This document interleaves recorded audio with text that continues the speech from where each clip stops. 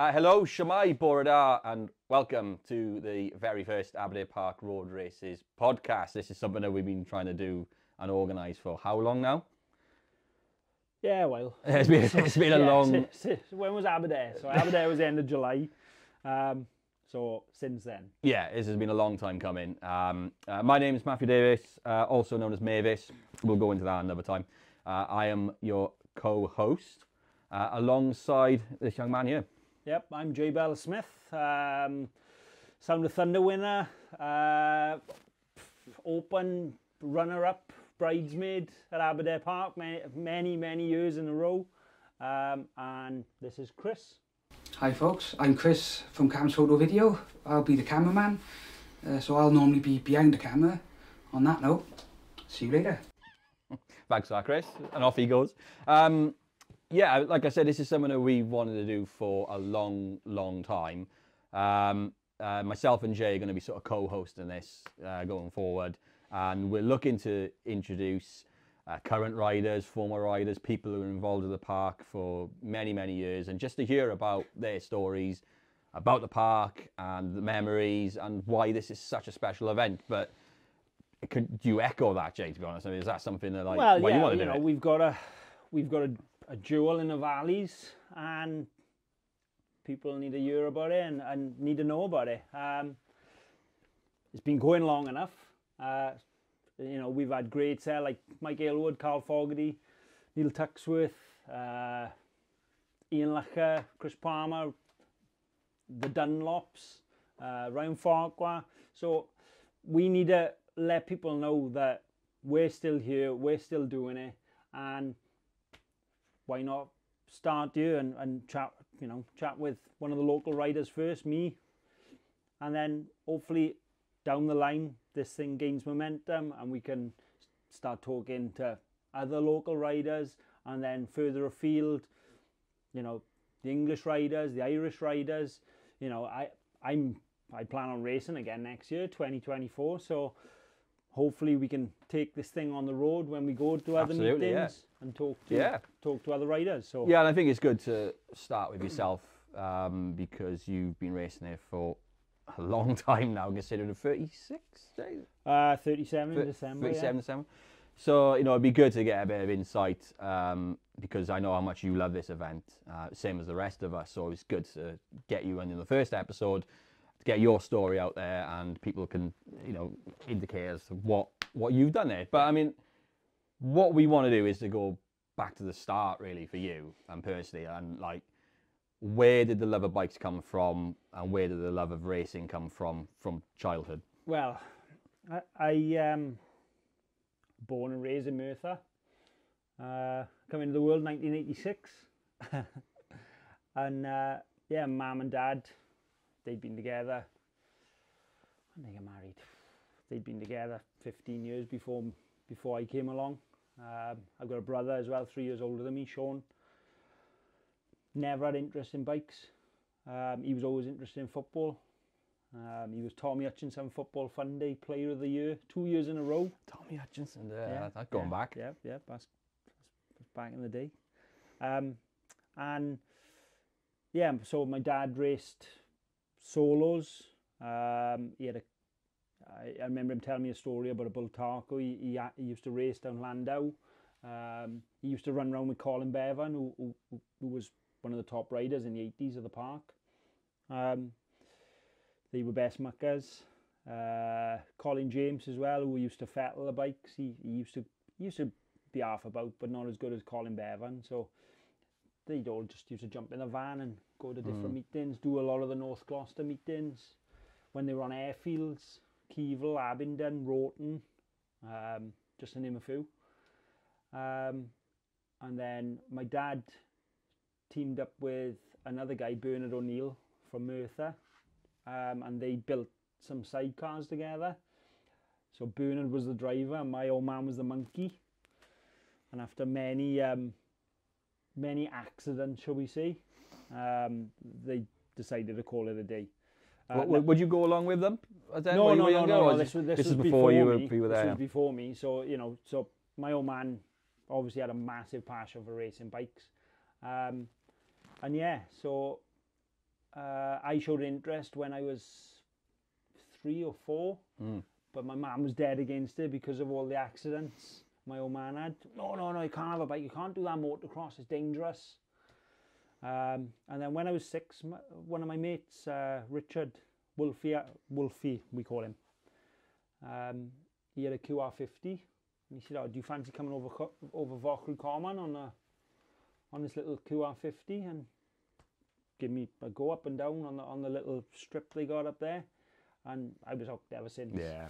You know, that's how most go. My first bike was a TY80. Loved that thing. But my mum said, no, you can't go road racing, you can't do motocross, so we'll do trials because it's slow. Now my dad in 1995 had a terrible car accident, and he had a shortening of his right leg, broke his 2 tib and fibs, his femur, his wrist. He was in a right mess, and his off-road capability, shall we say, weren't the best. Yeah, I can imagine. Yeah. And so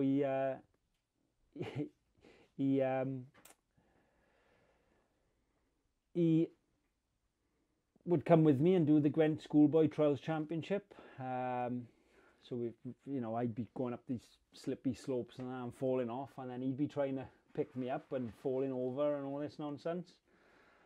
So, yeah. So I remember the day we knocked the trials on the head. We were over where the old Taylor Woodrow site is up in Merthyr, by St Mary Meets now in Merthyr, Dowler's Top there, and I had a Fantic. I think it was a 250 Fantic.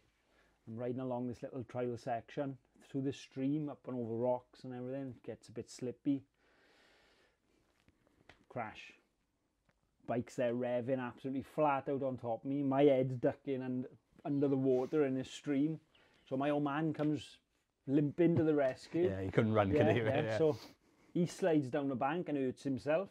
So I'm the one side of the bank, he's the other side of the bank, and we're both just crying because we absolutely hate the situation we've got ourselves in. So so with that, we still kept the trials bikes or whatever. But with that, I don't know if you remember Motorcycle News back in the day. They used to post all the road racing results in the back, and all the well, it's the bike mart, isn't it? Yeah. MCM bike mart. Yeah. And come up for sale, Kajiva 80cc Prima road racer. Dad, is an 80cc. I never knew that they used to race 50s and 80s back then. You know, I'm like 10, 11. Yeah. Junior Road Racing Association approved championship winning bike called Terry. Right, so I think it was about $2.5 back then, but you know, it's a lot of money now. Yeah. It was even more money. Absolutely, back then, yeah. Do you know what I mean? So, but did you want to take it that seriously back then? Like, when you were looking again the racing, was the vision like, I want to be a world champion or something? Or I'm just doing it for fun, or whatever. With the road racing bug, again, it goes back to Colin Bevan, Colin James, and my old man. Now, I went to the Southern 100 probably 4 times to support Colin, and Colin, on a classic bike of the Southern 100, was the man to beat. Like, funny enough, is the last time he won the Westlake 920 he had was just sold in auction last week. And yeah, so we'd go there, we'd go and do the Dundrod, which was a week before the Ulster Grand Prix on the same circuit. And the road racing bug bit me hard. Like, I want to be like Colin Bevan. Like, he was my hero. I was his mascot. He was my hero, you know. Yeah. And yeah, they'd take us to all these different road races and stuff and all that. I remember Colin once because he had a bit of a short temper, like redhead. So yeah, very short temper. Fiery, like. Yeah. I remember him getting taken off for a park corner at Darley-Moor once, and I remember standing on the bank watching him absolutely batter the guy that took him out. Like friendly, competitive Yeah. spirit, like yeah. So Was it justified? well, the guy took him out, so yeah, you know, Fair enough. Yeah. you know, he was out of control, took him out, so it was sort of like the Yeah. Bridewell Glen Yeah. Irwin thing, Madonna. Oh yeah.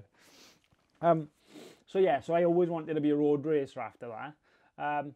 No thing to get into World Championship or British Championship. I just wanted to go and do, which I still haven't done. I should really now man up and get it done. I've always wanted to do the Southern 100. I've been over loads of times. 2006, the Mike Aylward Foundation took me under their wing when I came back from breaking my back. And they were like, oh, do the Manx. And I'm like, I have no interest in doing a time trial. Why is that? I just... Because a lot of our riders who come to the park, they have done, like, whether it's the TT or the Manx and stuff, is it just because it's a time trial format, or do you just prefer to be racing? I prefer to line up.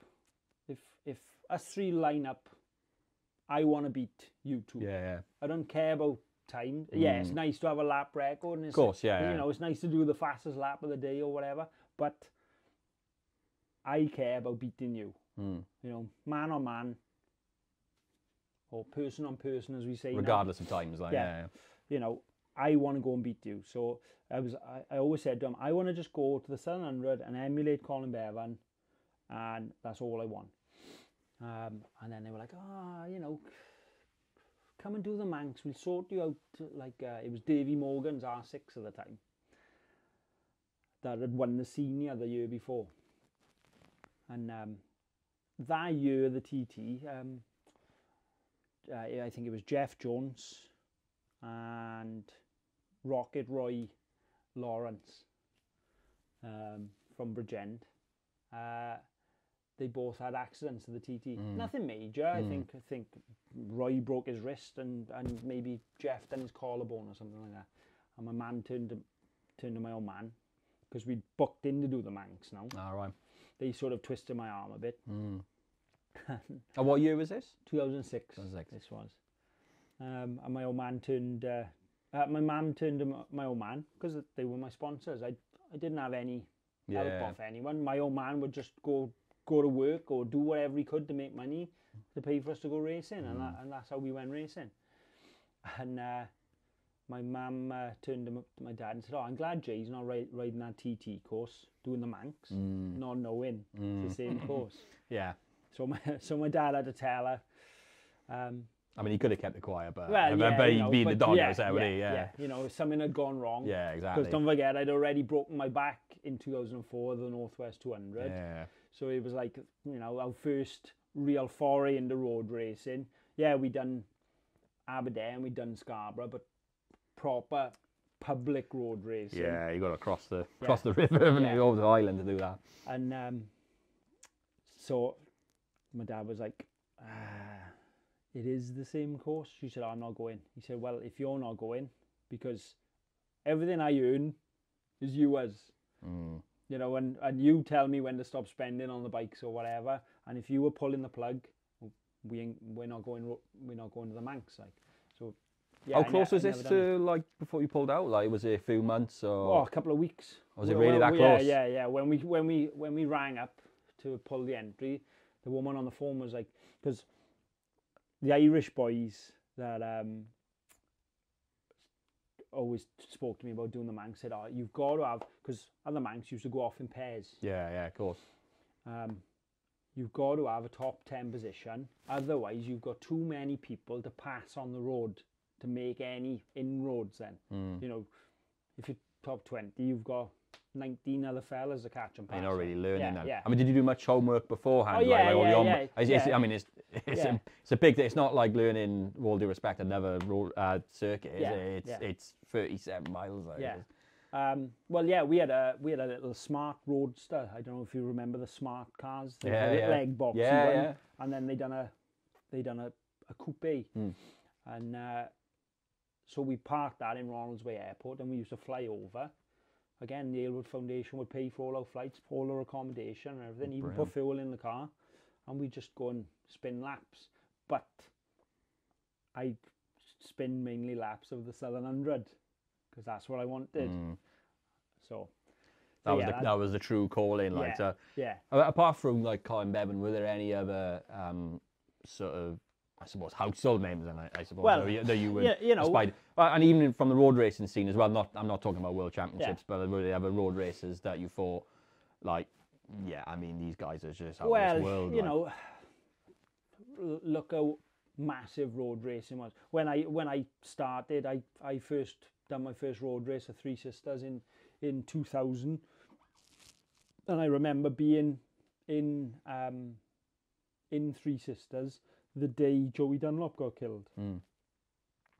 And I think I finished second or third at a junior road race meeting, and us all being on the podium, like the old paddock was crying.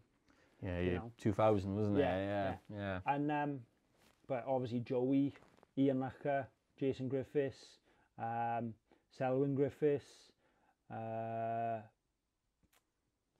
Ryan Farquhar was coming up then. Darren Lindsay was the guy out there. Martin Finnegan. There's just so many. Adrian Archibald. Of the road race, and so that was in the early 2000s. I done my first park in 2002. No, sorry, 2001 was my first. How old you would have been? 16. I was the youngest person to ever race the park at 14. 40. Yeah. What was your? But before you started racing there, what do you remember? Were you there as a spectator before? What was the first memory of Aberdare Park Road races for you? It was probably 96 or 98. You'd gone with your dad and just to look around that. Yeah. People would always say, if you get into road racing, don't go and race the park. It's bloody dangerous and blah blah blah. But it's only dangerous as fast as you want to go. That's as dangerous as you make it. Every circuit is in its own way. So I think it was like 96 or 98, and like we had all the Irish boys there, John Creeth. I think the Dunlops were over for that. Jason was there. I think Jason did well on the late 90s as well. I think Jason was there on an RC45, I think. A blue one, because he was Kawasaki before that. I think Lacher was there on 250s and 125s. He hadn't really broke onto the four-stroke scene then. No, a bit further afield. He didn't start riding the four-strokes till he got with Tass. Yeah, that's right, yeah. They had R7 ones first. Yeah. And then they went to Suzuki's. That's right. But I remember him coming with one of the Tass Suzuki's there, the Gixxer 600. I think he just won the production 600 TT then. And being like, and of course the paddock then was where the nature reserve is now. That's right, all on a bank like that, Get stuck up with your axle every time you try to move anywhere. But what was it about? I think it's probably the same for all of us when we first got there. Like, was it like, what the hell is this place? Like it's on our doorstep. Yeah. It's literally for you across the hill. Yeah. For me, it was across the road. Yep. And you're thinking, this is mint. Like, yeah. So was it the same thing? It was just like, I got to do this. No, it wasn't. It was my dad pushed for it. I was just like, I might race there, but let's focus on getting me faster on Pembrey, Darley Moor, Three Sisters, Aintree, Mallory Park. We just focused on doing those sort of championships, short circuits. So it was my dad went over because they used to have the meeting up the Cumdare Club on a Tuesday. So my dad went over the one night in 2000, 2001 it was. And I was still on the 80 on the Kajiva then. And Dad sat down in front of him and said, what's it going to take for Jay to race the park? So they were like, he's too young. He's too young, too inexperienced. now Jock Hugh MacDonald, who's sadly not with us I anymore. remember Jock, yeah. He said, well, where are you racing next? He said, obviously Jay got to have a national licence to race. I said, oh, don't worry about that. He's like 3 meetings away from having his national licence. So right, well, we're doing Darley Moor the next JRA meeting.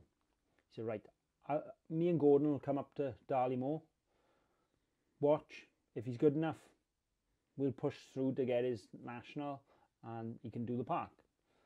I went to Darley Moor. They come up to me. They said, we are more than impressed with your riding. Yeah, we'll give you an entry, you know, pay your entry and come and play. So we did. So we went.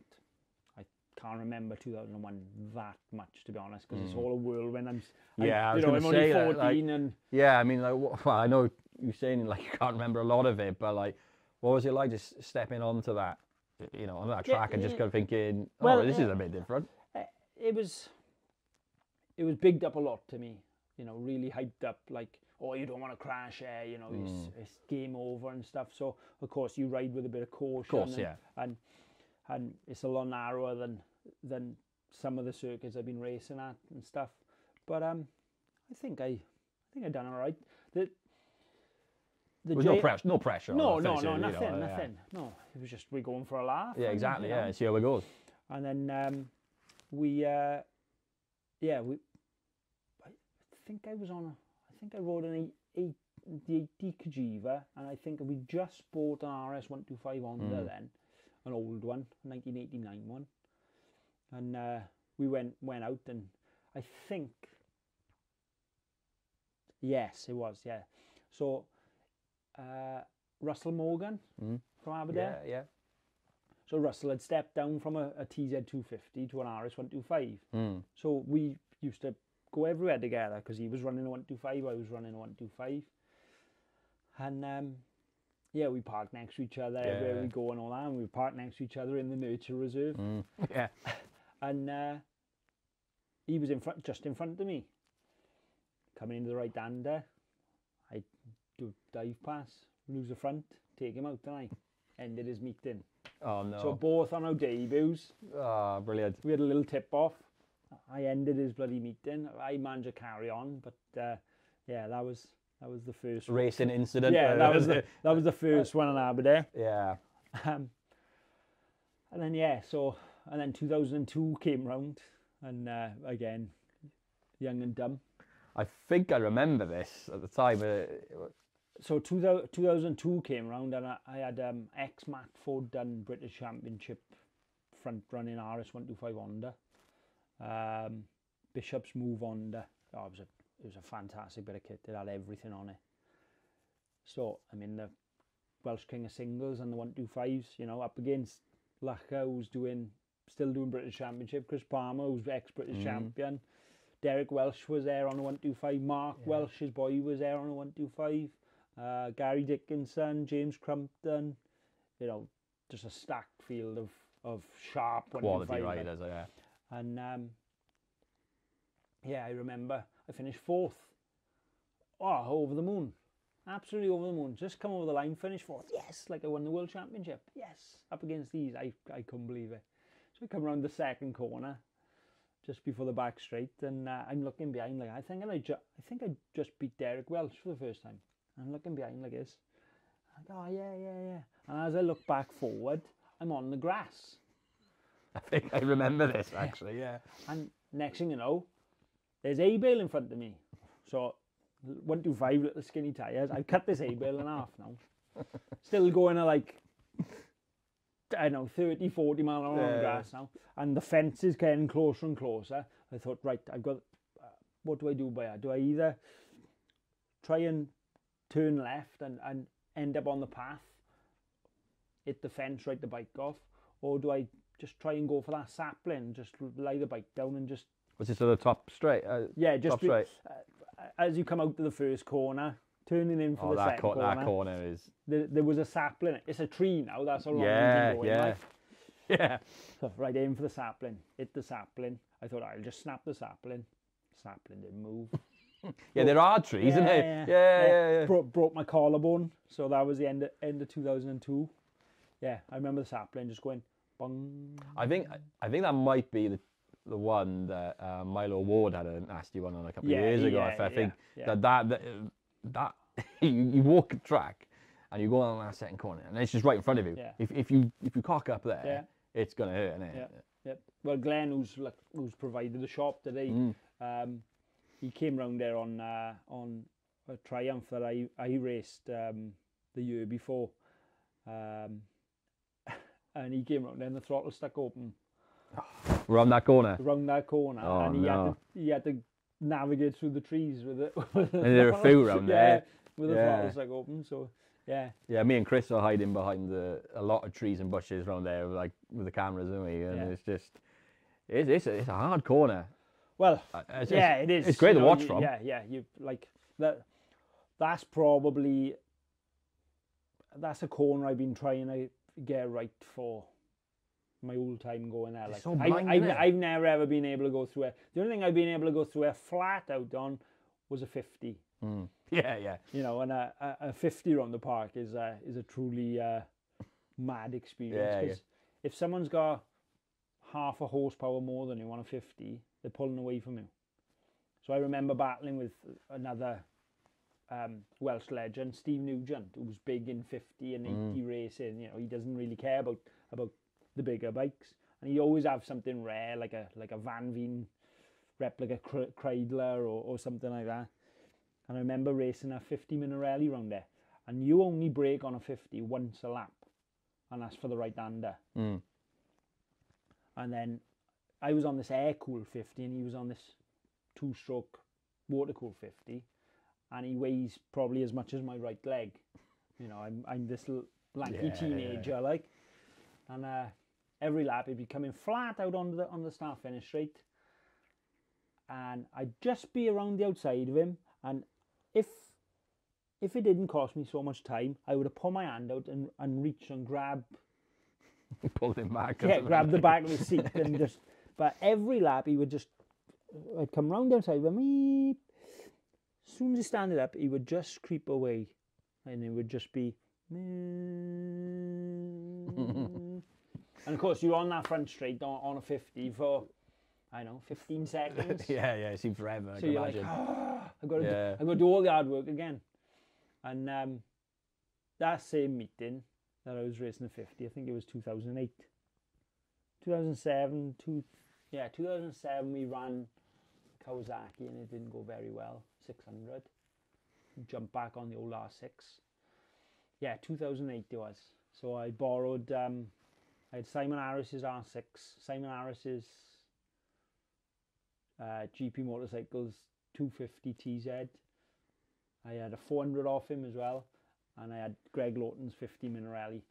And of course, you don't just jump from a 50 to the 250 to the 400 to the 600. Yeah, of course, the race order's never like that. Yeah. So it was like, right, off the 600 on the 50. Relentless, isn't it? A day, like, I mean, must be knackered after the weekend. Then jumping on the 400, then jumping on the 250, then back to the 600. So, and of course, I can ride both. A lot can't. Now, I can race shift, which is 1 up, 5 gears down, or road shift, which is 1 down, 5 gears up. Well, 3 of the bikes were road shift, 2 of the bikes were race shift. I bet you got that confused at some point. Well, with the race shift, it's not too bad. Yeah. It's still, when you're on a limit, it's still pretty bad to change up going into a corner. Yeah, of course. Well, you only end up doing it once a lap because your mind switches back. I remember doing it on this 50, and all my mates had come over from Merthyr to watch me on this 50. Now they compared it to a Rottweiler shagging a Yorkshire Terrier. Right, this poor little 50. Yeah. What do you think? Yeah. So I remember coming into the right-hander and changing up on this 50. So, you know, you want to be around there in second, changing up to 4th. And there'd just be there's very little engine braking on a 2-stroke. Oh, absolutely, anyway. yeah. Well, of course, I've just got rid of all the engine braking. I'm on drum brakes, and I'm heading towards this bloody. The boys back then. You could stand sort of behind. That's right. Yeah, just behind the head big on pretty veils. much. Yeah. Oh, I'm coming round there, and how I got round there on this little 50. Yeah, that was mad. So you're obviously riding around this era now. You're riding a lot more bikes. You're taking part in a lot more different classes. Now, you're obviously you love this circuit then. All of a sudden, I mean, what was it that sort of clicked for you? And you I just need to ride everything around here. You know, what was the kind of? It was my dad. His passion for it. It was just my dad. It was like, you know, my old man was of the old adage: if someone gives you a bucket of shit, you throw the shit away, you got a free bucket, right? And it was the same with the bikes. You know, we'd go and look at the bikes, and if someone was offering a ride, and the bike wasn't up there, yeah, we would, you know, politely decline. Yeah, of course. You know, improve your bike for next year, and maybe jail rider next year. And yeah, that's how we got so many rides with people. It was just my dad going around, you know, the local boys and whatever, and just having the crack and just, oh, you know, what, are you racing Aberdare? No. I'm thinking of going and taking a bike and thinking of running someone. Oh, jail rider. Yeah. He's like an agent. And he wouldn't tell me. He wouldn't ask me. He'd just do it. You trusted his judgment anyway. Yeah. He'd just come home and he'd just be like, "Oh, by the way, you're racing this park now." Now people call me an Aberdare Park specialist. It's not that I'm an Aberdare Park specialist. Like, I've won Darley-Moor championships, I've won Mallory championships, I've won a couple of North Gloucester championships, so I can do all the circuit racing and stuff, and you know, go well on the roads or whatever. I just, with my work being a roadie, I was always away. Yeah, I was going to say, like, how, in terms of your sort of commitment to the sport then, I mean, obviously, you know, it's not a professional setup at all, is it? But, I mean, did you find that frustrating that because of your job that you couldn't race as much as you'd like, you couldn't enter as many things as you'd like? In the last 20 years, I have missed, I missed 2004 due to a broken back, 2005 due to having the back mended and then having the rods out. And then I missed, I think it was 2018. 2018 was just down to work. But like I said, it's prime festival season when Aberdare's on. Of course, yeah. So, you know, but that killed me not being there because I was watching the results going, you know. Yeah. Could have had a go there. Yeah. But because obviously in 2004 was when you had the injury. Because your first win was in 2003 at the park. Yeah. So what was that like? I mean, you obviously still, how old would you have been then? 2016. I was 16. 16, yeah. So, I mean, first win, I mean, 16 years of age, you've been there 2 years previously. I mean, that must have been mint. Well, it certainly got everyone's attention. You know, Aberdare then was on the Duke Road Race calendar. So you had the who's who of road racing there. What class was that as well? Well, I was racing a 125, and we just recently bought the ex-John Dieterman Yamaha R6, which I think she was like a 2001 R6. It had everything on. It was a missile, and I think that was only my 4th time riding a 600. You know, I hadn't got the grips of riding a 4-stroke. It's not easy around there either, is it? You know, and I was 8.5 stone soaking wet. So it was.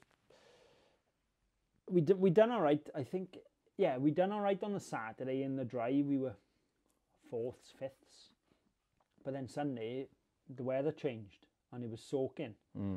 And I remember we were going out in the 125. We were all on wets, and just something clicked. Like everyone else had slowed down, and I was going the same pace as I was in the dry. What was that like when you kind of realised that was sort of happening? Like the whole thing was just surreal because we'd looked up to Lacher and Palmer and and the Dunlops, you know, and I caught and passed all of them, and I think it was 2 laps from the Welsh King of the Singles final. I caught and passed Lacher and buggered off. Which is one hell of a achievement. And he, on a 125 yeah, as well. on our RS 125, yeah, he was on the black. flying. He was on the Black Horse Mountain. That's right, yeah, Black Horse Finance RS 125s, and of course the best, like. And that's a scalp, isn't it? Yeah, yeah. How do you feel? You know, checkered flag comes down. You know, none of us could believe it. Like, you know, you had all the guys there from Road Racing Ireland, Leslie Moore, and all the Irish lot as well, and you know, they're all bouncing for me to, like. Yeah, it's a proper underdog story. I'm being a local lad as well. Yeah, I mean, that's mint, isn't it? And then the same day, then again, it was still raining. We were on the 600, and Lacher's on the Manton Honda. He was on the CBR 600, and I used to go on Ian's website. He had ianlacher.com. Yeah. And there'd be pictures of this Manton Honda, and I would study it for hours, just looking at pictures of this Honda, because that was the ride I wanted. Like, I was incredibly fortunate because we're roughly the same age, and I'd be, you know, stacking bales up on trees and everything, and I was, for some reason, I had some confidence, and I went up to Ian Lacher, and he arrived on the Friday night, and I started chatting to him, this little spotty little teenager, and I was like, do you need like help this weekend? Like, thinking he's going to tell me to piss off here. He said, yeah, more than welcome to help. And then I'm a 14, 15-year-old, and then I'm like changing his tyre warmers, whatever. I was doing his pit board, and I'm like, what the fuck am I doing this for? This is insane. Like, and he trusted me with it, and it's things like that that'll stay with you forever. And then, well, talking of pit boards, so that 2003 meeting, now I've 4th time on this R6, you know, and they were big, bulky things back then. They were heavy, like. Yeah. Not easy to ride on there. Well, of course, everyone slowed down in the wet. I've got the confidence now from this win, so I know how hard I can go, sort of thing. And Lacher's gone, poof, gone.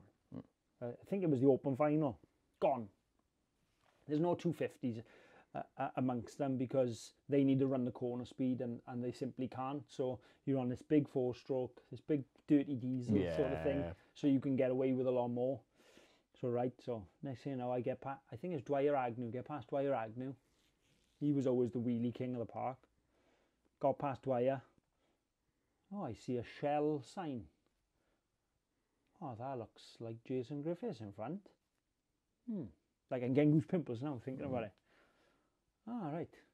So, caught Jason, passed him round the outside, round the left where paddock entry and exit is, round the left, lined him up for the right, done in. That is a lovely move. I love watching riders do that move. Take the outside line and then cut in. Yeah. It's beautiful. Right, so passed him, and Selwyn now Jason's old man is stood on the track, just coming up to the right hander, giving Jason pit boards. You've got Lacher's team giving him pit boards. Probably me, maybe. my old man jumping up and down like a banshee with my mum and everyone else, thinking, you know, this is ridiculous. Great. This is great. Like, so next lap would come round, because I think they were 16 laps then, and this is only lap 4. Like, Lacher was up the road. So I come round, and Selwyn's pointing at me with a pit board in his hand. So I think it was like plus 10 seconds or something. I'm like, oh, car on round. Next lap, he's pointing at me again, plus 8 seconds. And I'm looking behind, like, where's Jason then? Where's And then it clicked. Oh, he's, you know, Jason's in a comfortable 3rd. Don't worry about him. He doesn't need the thing. Get into Ian. I think I got it down to about 3.5 seconds or something by the end. I just couldn't get enough to catch. But for Selwyn just to go, Jason's all right. Like, Jason being the legend that he is. You know, he might not have won a TT, but he won plenty of Southern 100 championships, plenty of Ulster Grand Prix in the road racing circuit. Like Absolutely. You know, all the Irish nationals Jason won. Again, I hold him in as high regard as Ian.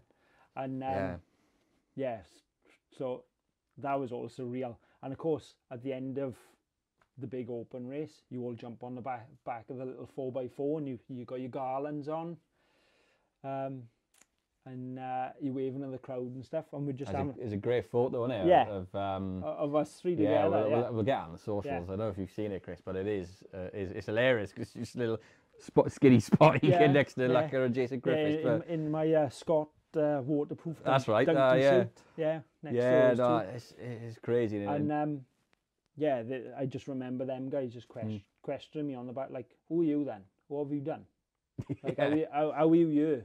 It's like, oh, you know, and two of your heroes wanting to know about you. It's brilliant, isn't it? I mean, that must have been such a high for you, but unfortunately, off the back of that success like that, and a great year in 2003, to miss the next two because of your crash. Injury, what happened to the crash, and obviously what happened to the injury as well?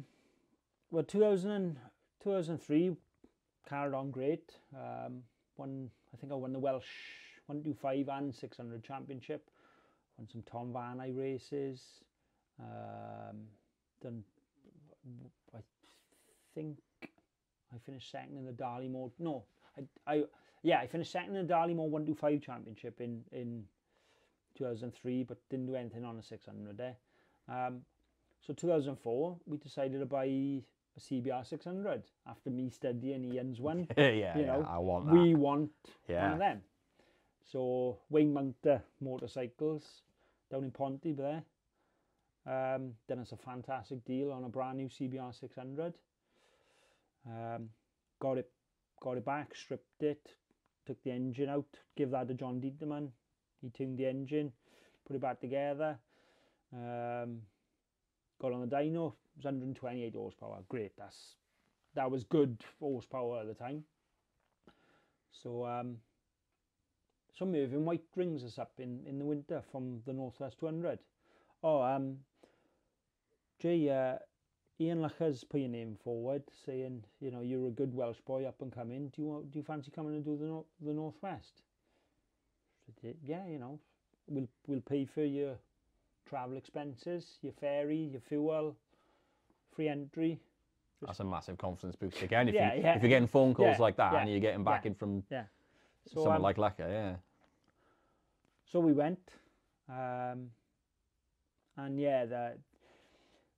I'm probably the reason why there's a newcomer's lap now, or a newcomer session, because both me and Ian Hutchinson had real bad crashes, and I think actually broke his wrist. I ended up breaking my back, because what they used to do is take you around on a coach. So there'd be like, I don't know, 30 newcomers. That's not gonna on a coach. That's not gonna with help, a real really? muffly microphone with Phil McCallan telling you, oh yeah, I've crashed you. Don't crash. I'm not here for a tour. You can take this flat out, and you know, it was just mental. Well, of course, we go out in first 600 practice, first lap. I got it on tape. All right. I need to put it on DVD and then maybe upload it. I'll have to try and figure it out so we can all watch it and have a laugh. Because if I send it into You've Been Framed, I'll get 250 quid. Well, exactly. Every cloud. So I get down the road, go round the magic roundabout, down the station corner on the CBR, and she's going like. It is rapid that circuit anyway, isn't it? Yeah. And the CBR is fast. No one's come past me. And you used to be out 600s and super stock thou at the time. And no thous come past me, nothing. So I get to the station and I go, they all said you've got to roll this, like, you know, roll in the first lap. But I got to it and just went through a flat out and was like, this is easy. And then get down to university. Turn left, round the Balasari roundabout the wrong way, which is mental. Up to Mather's Cross, and Mather's Cross was flat out in fifth gear. It didn't have a silly chicane. I know why they've done this. Yeah, of course, yeah. But it was a pucker man's corner, like it was flat out in fifth. Again, got to it, flat out in fifth, no problem, straight through it. Yeah, then get down down to the Metropole Hotel, turn left, then up by Church, through Church Corner under the railway bridge, and then you're coming up to Black Hill. Now, when they take you round Black Hill on the bus at 20 mile an hour, going, oh, you know, I've crashed here, or watch the curb jumps out by you. Well, of course, I've come in on the centre of the road rather than right out far to the right, because it's an uphill off camber left-hander. You need to be as far right as you can to open the corner up. So I get to the corner in the middle of the road, just going too fast, about 120 mile an hour. I remember tipping in, and this is the bit I'm clear on. Now we had a WP steering damper which went across the fork legs. Now most steering dampers are either mounted on the side or mounted on the top now, but this was a 10 Carty Honda one. Now I don't know if that jammed and I couldn't get any more lock, or I was just completely out of control and on the wrong piece of tarmac. But I ended up jumping up the curb. So right, I'm up the curb, right, I got to scrub some speed off. Next thing you know, I'm on the grass. Now, at Black Hill, no one had ever crashed where I'd crashed before.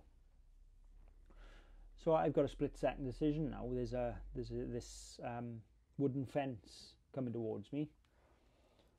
I could probably have just made, it's a bit like a bridge, a retaining wall, sort of, if you look at it. Yeah. There's a marshal sat on it. So I've got a split-second decision now. Do I aim for the marshal and just get away? Moves. And just get away with it? Or do I go through the fence? Well, if I go for the marshal and I fail, I've not only killed myself, I've killed someone else. Do you know what I mean? So I said, nah, bin the bike, kick the bike away, bike slides through the wooden fence. I didn't know where the other side of the fence was, but it was a 40-foot ravine. Just towards the end of that? Yeah. I know where I think I know where you are, yeah. So going down this 40-foot ravine now at 120 mile an hour, sliding on my arse, because the bike's smashed the fence and just, you know, left it clear for me to slide through leave after that, it. And luckily, that was the first ever time I wore a Knox back protector.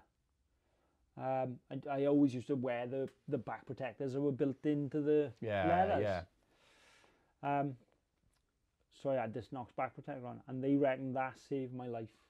They said luckily I had that on because you'd have been speaking not to a doctor but to a funeral director.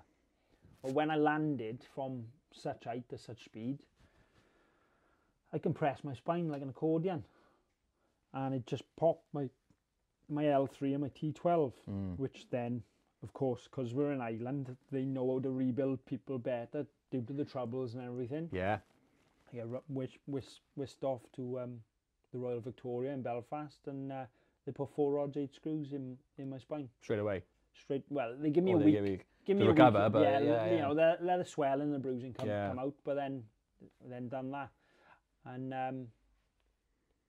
and then within a couple of days, they had me up walking, and then chucked me on an EasyJet back to sunny Merthyr. Like. I know it's EasyJet seats as well. Like, First of all, it was because you single to Merthyr. Like, because first of all, you've got to have your insurance in place, your start permission to race out there, and it's the same with the Irish boys coming to of course, absolutely. They were gonna take me home on a private jet, then a private helicopter, and then it turned out to be EasyJet. Can you imagine a helicopter landed on like Dowlight's top or something? Here we go. But I mean, obviously after a huge crash like that, and you got the recovery, which, as you said, took about nearly 2 years, really. You were still itching to get back out there, though. Oh yeah. Well, I come back in 2006, and I think it was out of 52 races, we won 48 of them. Yeah. Because I just plunged myself into training in 2005 when I had the rods out. I just swam. Terrible swimmer now for some reason, but back Well, it then, worked then, so back yeah. then, like I built my core strength right up. And yeah, come back in 2006, we built our own R6. Wasn't as fast as the Honda, but was a lot more reliable and everything. Even though it was the old model R6, because the new model R6 had just come out, we thought, oh, we'll go for the year-old model because everyone wants the newest thing, but there's never any development parts there for it. Yeah. But with a year-old model, people have got... They'll be able to develop it and learn from... you know, people have got the parts exactly. or know what goes wrong. So that was the reason we had that. And we had that bike for years and years and years. And again, I done so much winning at Aberdare on that thing. You know, it was... This is what we were talking about before we done this, was... haven't I had a win in the park? Yeah, exactly. I mean... You mentioned it earlier, a few people have said that you're an Aberdare Park specialist, which is why you've kind of taken it upon yourself to become like, what do you call it, a rider liaison? Yeah. Rider's rep. I want people to come to the park and have the best time ever. Yeah, exactly. You know what I mean? If they can get a result, even better. But I just want people to come there, see what it's all about, tell all your friends and family.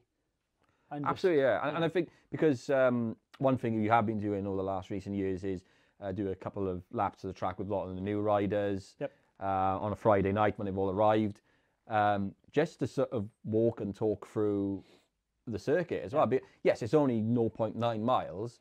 Yeah, well, there's a lot to take in, and there's a lot of danger. Yeah, in that 0.9. Exactly. Well, I mean, the sort of famous one is Aberdare, isn't it? Yeah. Everybody goes on about that. Yeah. But I'm no rider, but I can see that's genuinely true. Like I mentioned, like Milo Ward, he had he started the TT. He's had a big crash. There's been a lot of people who had big crashes. I feel terrible about the Milo Ward crash because me and Milo, in 2022 we were out in Cookstown and Tandragee together, both as newcomers, and we both had a good time out there.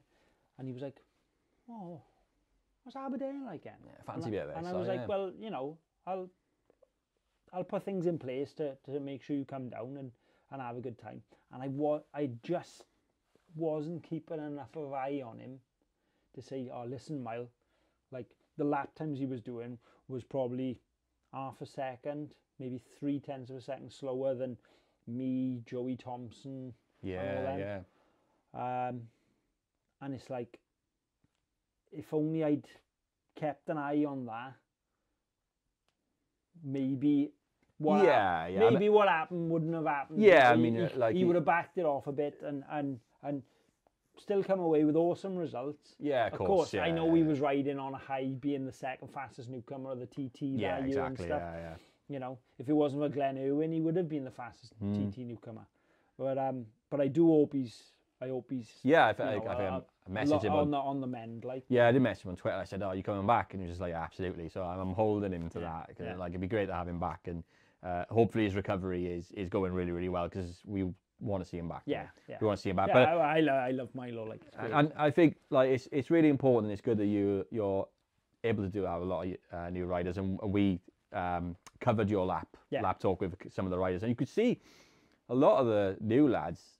They were nervous. It's such a short circuit, but you know it's not easy, is it? Well, you know, the heats are only 6 laps, but which equates to, you know, 5.5 minutes. Yeah. Racing if if you're averaging 40 something like that. By the time the last guys come round, like you know, it's not a long time. But you've got to focus and concentrate so hard for that 5.5 minutes that, you know. Yeah. And again, for a circuit that's so small, there are a lot of overtaking opportunities as well. Yeah. Which I don't think people realise sometimes. I've seen probably an overtake on nearly every corner, I think. Yeah. Just, again, it's dependent on the size of your kahunas. Yeah, exactly. You know? Yeah. But I'm trying to think where haven't I passed? No, I passed William Dunlop on the last corner. Yeah, last corner came into my mind because nudged him out of the way. I've seen lots of people try round the outside on my last corner. And yeah, you've got to run out of room on that one. Yeah. James Evans, when the last time James Evans raced there, he tried to go around the outside of Matthew Rees around the last corner, and I'm just sat there, just nodding my head, just going, That's not going to work. This isn't going to work. And next thing you know, I've nabbed like 4th place because he's on the grass on the outside, like spinning up. But yeah, you know, on the smaller bikes you can pass pretty much anywhere. Or obviously on the bigger bikes we are going that fair bit more. Yeah, and the 600s you are slightly more limited because of how powerful they are, really, isn't it? But going back to like, how dangerous it can be, going back to was it 2014. Where it was one particular crash that went up online. Yep. Which a certain someone filmed. What race was that? And because that before your accident, that one, it was a hell of a race. Yeah. Between you two were dicing it for about 4 or 5 laps. Well, it was Alistair Howarth. He'd had a fantastic year. He had a Yamaha FZR 400. And he was riding the wheels of it. It was a 400 class, wasn't it? Yeah. For some reason, they let us go in with the little 450 single that we had, the Smith brothers built. It was a Simoto. It was a Simon Martin frame with a 450 Honda engine in it, full carbon wheels, all RS125 geometry. The thing's a work of art. But Alistair hadn't been pushed all year. He'd won Scarborough by half a minute. Well, he won the Southern 100 by a minute. And he come to Aberdare, you know, he was riding this big thing, and I was like, all right, well, you know, let's have a go. And he beat me all weekend, and that was the last chance to get him. It was piping hot. The boys had just put a brand new Moto 3 slick in it. He said, you know, use your head, but I was sat on him all weekend, but I just couldn't pass him. But I'd worked out that he was slower coming out of the first corner to the second corner. And I thought, do you know what? This last lap, he's having it on the last lap. I can't give it to him any other laps before because his bike was quicker than mine up the straight. So you'd probably try and catch you out anyway. Yeah. So I was like, he's having it between there and there. And of course, the lap before I set a new 400 lap record, which still stands. And yeah, I just come in, squared it off, and then when I picked the throttle up, the new Dunlop Motor 3 slick just said no more and fired me like 8 foot in the air. And the bike come hurling towards you then. I remember it well. Reasonable rate or not. Yeah, I remember it well. I was doing some filming, helping do some promo stuff at the time. And I was allowed to go on all the marshal posts. So I thought, you always get some good stuff in that first corner. And I remember watching this race. I was filming it as well, but I was kind of mainly watching it, to be honest. I was like, this is going to be tight. And I saw that back come out, and I was like, oh, shit. Yep. I'm thinking you don't know where you're going to go. So the footage is there somewhere, and I put my camera down pretty much, just right by the tree. But it was a red flag straight away because I think you'd landed on your back again pretty much. And at the time, I thought my back was gone. Yeah, and the marshals at the time were aware of that and your form injury, and like, have you just winded yourself? That's all it was, isn't it? Which, thank God. Yeah, again, compressed myself like an accordion, but I hadn't done any damage. But I had a brand new shoe helmet on, and I was laying there on my front. I still remember now, I'm struggling for breath.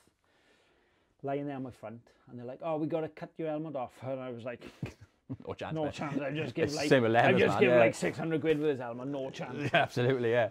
I was like, "Give me 2 minutes. I'm gonna roll over." No, you might have done more damage. Listen, if I do any more damage, that's on me. Yeah. Just give me 2 minutes. Let me catch my breath a bit more, caught my breath a bit more, roll over, took my helmet off, checked me over. I literally had, I think, a mark on my arm and a mark on my knee. Obviously, I was aching. And there's a funny story after this now. So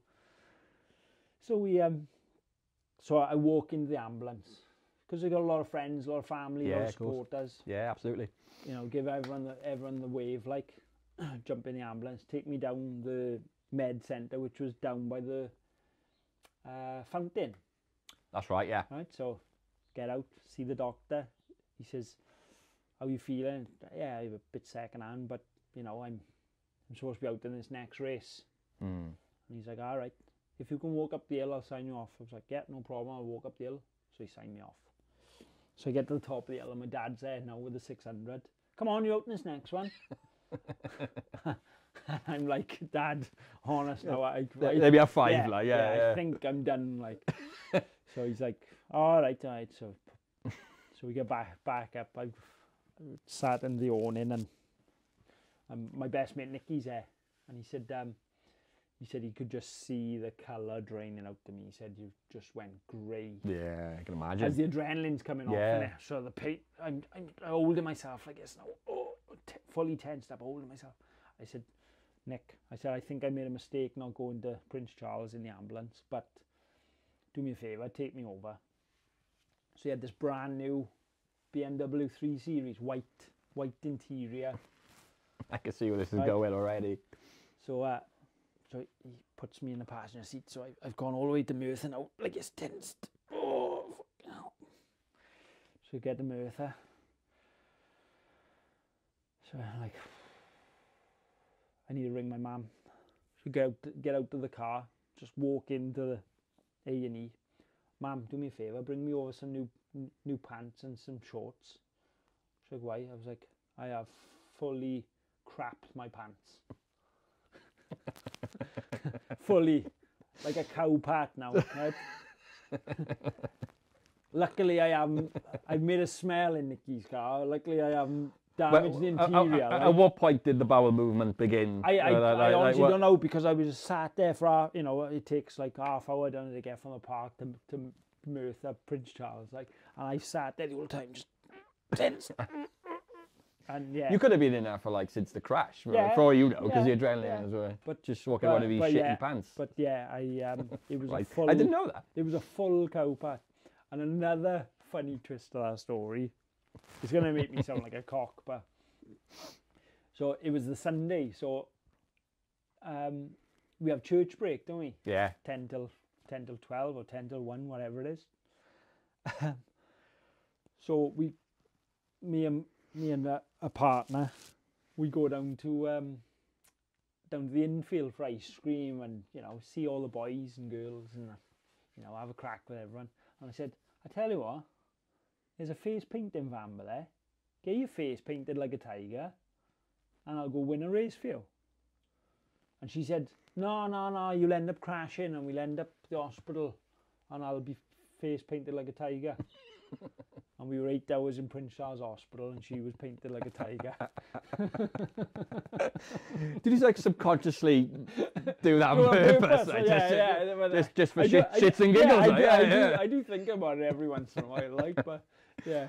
So she was entertaining the kids in Prince Charles while I'm wriggling around on the floor in agony. With a tiger. Yeah. Who would have known that suggestion would have led to that? Like, that's brilliant. You couldn't write there. Like, no, you can't write there. That is comedy gold, though. Fair play. But I mean, it's the one race that has always been the enigma in it, really, and it's the Blue Ribbon event. It's the Aberdare's version of the Senior TT, the Welsh Open. We've won everything else, pretty much. Yep. Give or take, pretty much every class. The Welsh Open, the big one. Now Mark Goodings actually said, didn't he, at the end of this year's event, it was taking him 10 years to win that particular title. It's something that hasn't quite... The closest I've ever been was...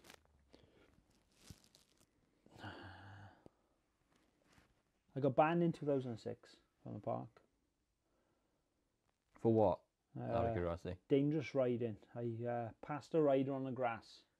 Okay. And was involved in a hell of a scrap with Ian Lucker, and I ended up taking a back marker out because Lucker went one way, I went the other way, but was that a back straight? No, it was on coming in the right-hander. It was right. It was Jeff Jones who was. He was on Simon Harris's R6, luck had died up the inside of him on the right hand. He sat up and he took me out, he did, but I was on the outside. Like. But it was Kevin Strowger I passed on the grass. He was on a TSR Honda 250, pack a bit of kit. Yeah. Which I think he ended up selling to John McGuinness. Okay. And I was on Simon Harris's TZ250, just a standard one. It hadn't been fettled or anything. It was a good bike, handled really well, just wasn't fast in a straight line. So I annihilated him round the corners, or he'd hold me up in the corners. As soon as we get on the straight, he'd be gone again. So I got frustrated as a, what was I then? 18-year-old. Yeah. And decided to just, where he goes right on the back straight, so you come down the back straight, you do a slight kink right before the left. When he kinked right, I just went straight across the grass. I was like, all right, I'm off. But yeah, unfortunately, Fair enough, Nino Penzini from North Gloucester, who was clerk of the course at the time, said, sorry, Jay, you can't do that. That's dangerous. Like, so you're out. Fair enough. But yeah, in terms of the Welsh Open, I think it was either 2007 or 2008. 2007, I don't think it was, because we had the Kawasaki and that was a piece of crap. So I think it was 2008. So I was leading. I'd won the Welsh Open final on Saturday. And I was leading the Welsh Open final on Sunday. And I think it was like lap 7 of 16. I was miles out in the lead, about 8 seconds, I think, from Mark Goodins. From Mick Goodin, sorry. Right. Mark's brother. And coming on the main straight, the chain snapped. It was there in my grasp, and the chain snapped. And I managed to freewheel it all the way up to the first corner, and I leaned up against the wall, and I went inside the toilets, and I was just crying my eyes out inside the toilets, because it is, to me, it is the big one. Yeah, and for those who don't know how the sort of point system works, it's whoever's got the least amount of points, isn't it? Really, yeah, you get 1 point for first, 2 points for second, etc. Yeah. So the least amount of points you get. So you were on course for getting 2 points and getting that across the line, but that's heartbreaking, isn't it? Yeah. You know, you hear about in motorsport across the board. It happens on the last laps or close to the end, and I can imagine. And what really hurt afterwards was the marshals coming up going, "Oh, by the way, there's your chain." yeah, there you go. Here's a souvenir for you, mate. Just stick it on the wall or something, on a mantelpiece. Just turn the knife a bit. Yeah, more. thanks for that. Yeah, love that. Great. Yeah, but yeah, so it's, you know, it does mean a lot to me. Like this year, I was joined second. Yeah. I feel my teammate didn't do me any favours on the Saturday, but I managed to battle through to get up to second in that final. The conditions were horrendous as well,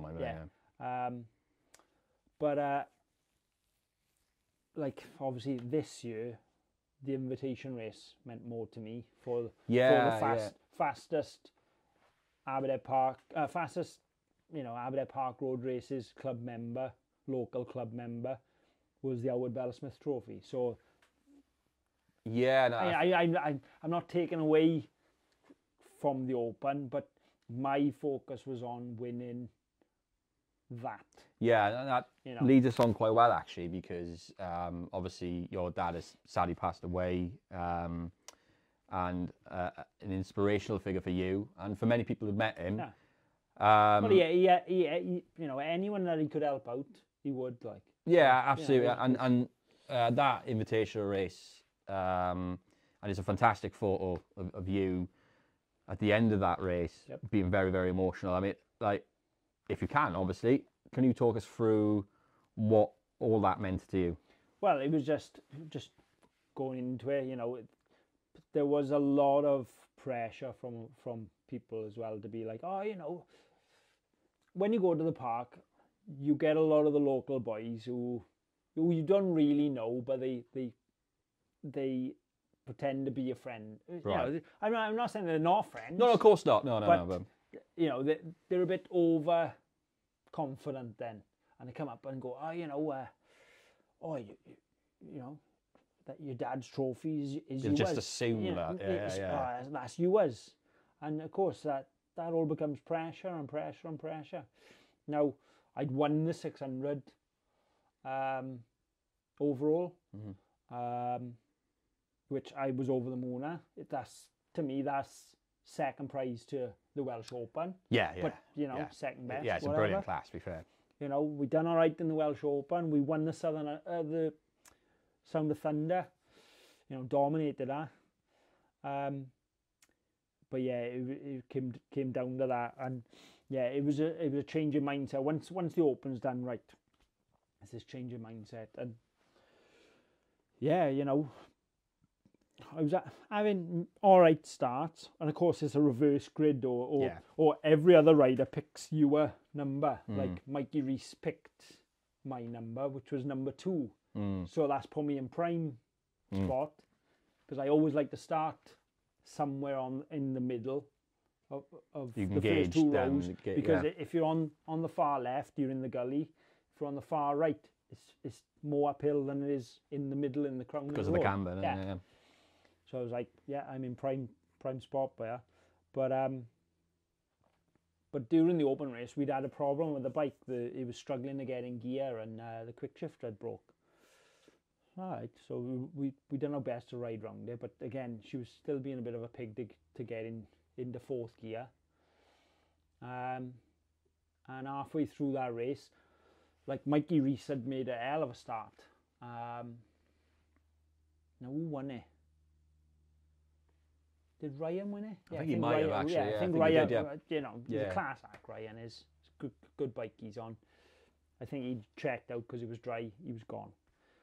But Mikey Reese had made a flyer, and I'm in 4th now behind Mark Goodins, and I'm like, this, you know, I should be the fastest local then.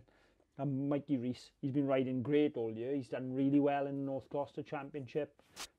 He had a good Manx Grand Prix and stuff. And we'd been battling in the Sound of Thunder. He was on the Patton and I was on Katie, the Smith brothers bike. But he was on his 600, and I was like, oh, where's this come from, man? Yeah.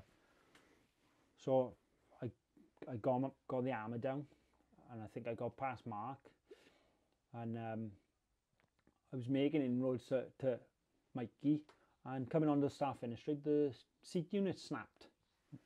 So I'm having to ride it like a jockey now, you know, part stood up. Yeah. And it's struggling to change gear. So it took me like 2 laps to figure everything out and get around everything. And all the way through that meeting, I feel I was the strongest into the first corner, over the hump on the brakes. And I watched the laps count down. I was like, this is going away from me, boy. I'm not going to win this. And I dug real deep for the last 2 laps. And I managed to get him within half a second of Mikey. And I was like, yeah, this, unless I do something now going into the first corner, you've won this. And that's going to kill me, like, you know, that's going to mess me up for the whole winter. Yeah. But I got within like 3/10, and I made that up on the brakes going in the first corner. I just come over the jump.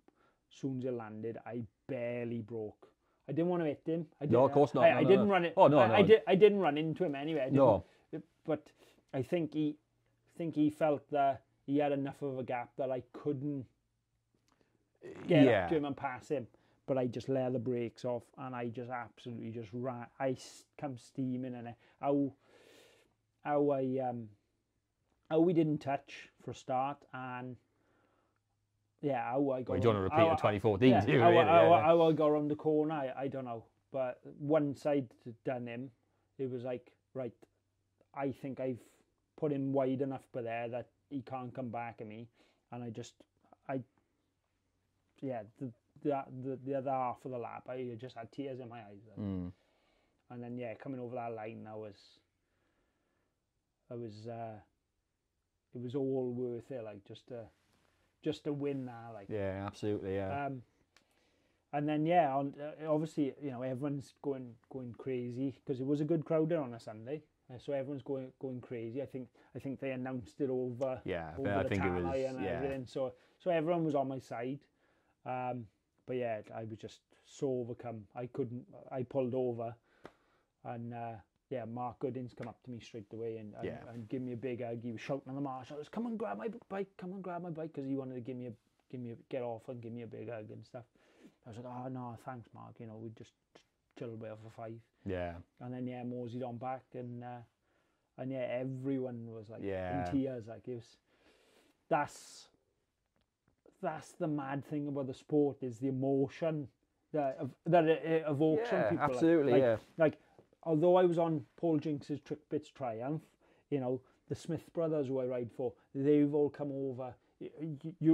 You Paddocks, one big community. And, Absolutely, everyone's there. Like community is a big word for this sport, isn't it? Yeah. It genuinely is. Like, and whenever you hear news of tragic things, it does happen. Yep. But everybody's behind the family, the team, whoever it may be, and that's always good. And anyone who ever met your dad was always, he was much loved. Yeah. And I remember the first time I met him was when I was 14, helping out in the park. I'd have those couple of days, just again chucking straw bales up, and a bit intimidating for a 14-year-old to be, bunking off school essentially, and being around a lot of adults. It was just a bit of a strange atmosphere. I've never met any of these people before, but I'm going to do it. And he was one of the first people who'd come to me and then one of the other lads who was roughly the same age, and he'd just start conversation and just make you feel at ease. Yeah. And his little... just treat you like a human being, exactly, rather than just, you're a kid over there. And his little things like that make a massive difference to a kid, and that goes a long way. Yeah. Really does go a long way. And but my mum brought me up to treat everyone with respect, give everyone the time of day, unless they prove they're not worthy of that time of day or whatever. But yeah, he brought me up to go and have conversations with people and make people feel wanted and needed and loved even. And it's crazy, like I'd won that trophy and I think I had 5 or 6 trophies from that weekend, and I gave the other 5 away. That was the only one that mattered to me. Because it meant that much? Yep. Yeah, no, absolutely. And that's pride of place now in my house. Like. Absolutely, yeah, and he was much loved and sorely missed by anybody who was involved with the park races and everything going forward. But future for you, I guess you're looking to race again next year. What was the future hold for you from a racing point of view? I know you got work as well, which is difficult. Well, you got to work. Bread and butter, isn't it? End of the day. That's what's the plan? You pay to play, unfortunately, in this thing. It's not like football where we all get paid hundreds of millions of pounds. We normally. It would be nice, but it take a bit of the fun out of it as well, wouldn't it? So what is the plan for 2024?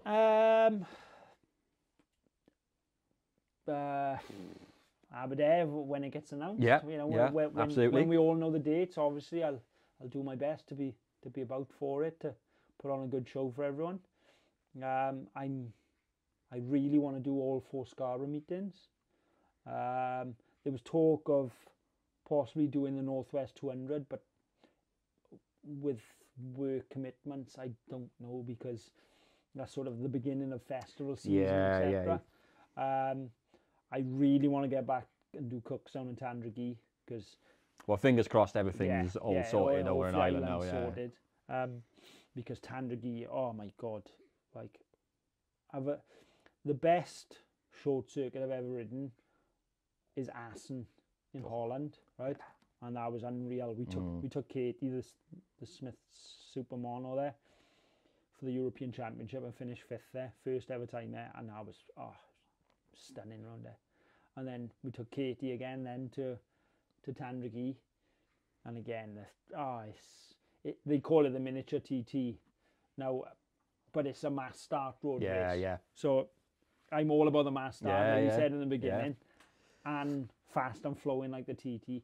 The only other one I'd love to do would be the Ulster if it came back, But yeah, hopefully it would, because that looks ridiculous. Yeah, The yeah. speed of that place. I've been there as to watch, and I done the newcomers thing, but but unfortunately they canned it before I got a chance. But yeah, we'll just see. We'll just pick and choose like we normally do. But obviously my art is here in Aberdare, like and that's probably again that'll be my main focus. But then yeah, we'll see what comes on. I'd love to get over to Europe, maybe do a few of the Czech road races over there as well, because they have a class for the one bike. But yeah, watch your space, really, innit? See when it comes. Yeah, exactly. But I think we've covered pretty much everything that we've wanted. Yeah, it's been a good chat, hasn't it? It's been great, yeah. And if you've actually liked what the nonsense we talk about, in the future we're hoping to have more guests coming in, and we'll talk a lot of crap like this, which is what it's all about. Yeah. So if you are listening, make sure you follow, subscribe and all that nonsense. Same with YouTube as well. But we will be back. But Jake, thanks for your time, and I look forward to doing this again. Yeah. We'll hopefully we can get this down to one a month maybe, or something like that. Yeah, that's the plan. We'll keep you updated. Yeah, but yeah, thanks everyone for listening.